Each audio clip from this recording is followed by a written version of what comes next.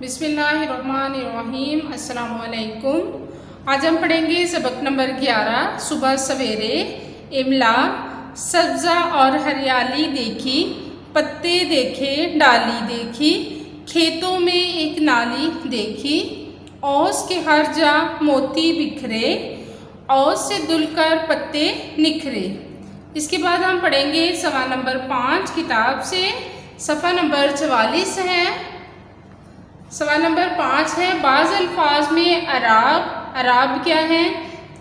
ज़बर, ज़ेर, पेश, तशदीद बदलने से लफ्ज़ों के मायने भी बदल जाते हैं। जैसे दिखाना और दुखाना का मतलब है, दिखाना का मतलब है जाहिर करना और दुखाना का मतलब है तकलीफ देना। यहाँ पर क्या है? दुखाना, तो ये है दिखाना। दिखाना का मतलब है जाहिर करना, कोई चीज़ दिखाना, और दुखाना दिल दुखाना, तकलीफ देना। इसी तरह हम और अल्फाज बनाएंगे, लफ्ज़ों के मायने लिखते हैं। अल्फाज हैं, देखिए मायने हैं। पत्ता, पत्ता का मायने है वर्ग, इसका मायने आप वर्ग भी लिख सकते हैं और इसका मायने आप पान भी लिख सकते हैं, यानी पान पत्ता। ठीक है। इसके बाद है पता। लिखने में ये अल्फाज एक जैसे हैं, यानी इनकी इमला एक जैसी है, लेकिन इनकी आवाज़ मुख्तलिफ है। मुकाम, निशान, अशारा। पतला, कमज़ोर, नातवा। पुतला, बुत, मूर्ति। बुत को भी हम पुतला कहते हैं और मूर्ति को भी हम पुतला कहते हैं। लौटना, वापस आना, वापस होना, लूटना।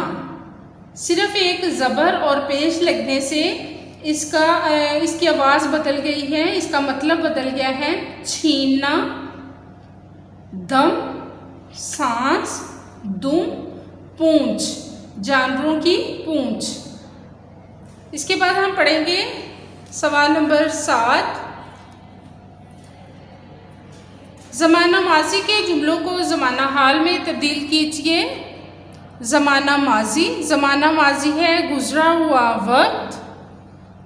ज़माना हाल है मौजूदा वक्त, जो अभी ज़माना जारी है वो वक्त ज़माना हाल है। मैंने एक सुहाना मंज़र देखा था, तो ये जुमला जो है ज़माना माजी में है, हम इसको ज़माना हाल में तब्दील करते हैं। मैंने एक सुहाना मंज़र देखा है। हमने सब्ज़ा और हरियाली देखी थी।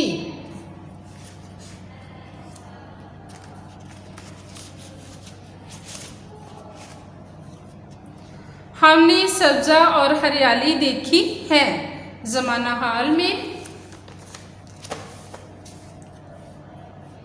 औस के कतरे गिर रहे थे, ज़माना माजी में है, गुजरे हुए वक्त में है। औस के कतरे गिर रहे हैं, फ़िलहाल जारी में ये है। मैं सैर के लिए बाग में गया था, ज़माना माजी है। मैं सैर के लिए बाग जाता हूँ, बाग में जाता हूँ, तो क्या है यहाँ पर? ज़माना हाल में है। ठंडी हवा चल रही थी, ज़माना माजी में है। ठंडी हवा चल रही है, ज़माना हाल में है। डायरी देखिए, इमला सवाल नंबर 5, 7 याद करें और लिखें। इजाज़त दें, अल्लाह हाफिज़।